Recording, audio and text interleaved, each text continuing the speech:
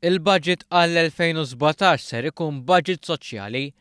Hekk sostna l-Prim Ministru Joseph Muscat jum biss qabel ikun preżentat il-budget fil-Parlament. F'attività politika fil-Marsa Joseph Muscat sostna li dan il-budget ser ikun qed jara li żgħar-net li ġenwinament qed ibati u mhux jabbuża jieħu dak li verament ħaqqu. Għalhekk ħanibqgħu niġġieldu kontra l-abbużi mill-benefiċċji. Imma mbagħad min għandu dritt min qed jagħmel rwol soċjali f'dan il-pajjiż, min verament ma jiflaħx, għada se jkun l-ewwel budget f'ħafna u ħafna snin illi ħajkun qiegħed immirat għal dawn in-nies. Il-Prim Ministru sostna li issa l-Gvern qed jimmira biex dawn in-nies ukoll igawdu mill-ġid tal-Gvern biex bekk jitilgħu l-iskala soċjali u jkollhom futur aħjar.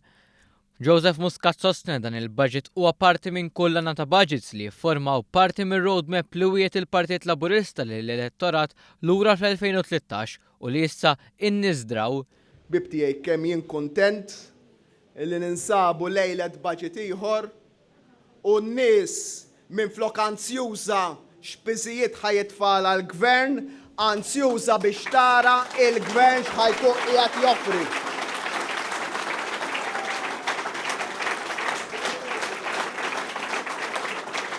Dik bidla ċara li tirrifletti kif inbidlet il-mood tan-nies f'dawn l-aħħar 3 snin u nofs.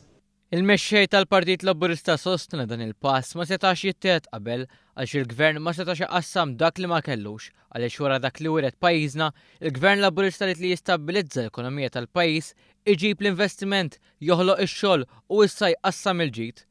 Waqt li kienet jindirizza folla mdaqsa fil-Marsa, Joseph Muscat sostna li min jabbuża ser ikollu ġlieda mal-Gvern għaliex dan qiegħed jisraq liż-żgħir u jtellef mill-ġid inqasam b'mod ekwu. Minflok huwa Gvern li l-ewwel ikabbar is-siġra, jara li toħroġ il-frotta u d-differenza bejna u ħaddieħor kien li ħaddieħor kien jisforza ħafna biex forsi joħroġ frotta li tkun naqra xierfa. Imma mbagħad dik il-frotta xierfa kien jikolha hu. Dan huwa Gvern illi joħroġ frotta bnina u dik il-frotta joħodha il-poplu Malti u Awti.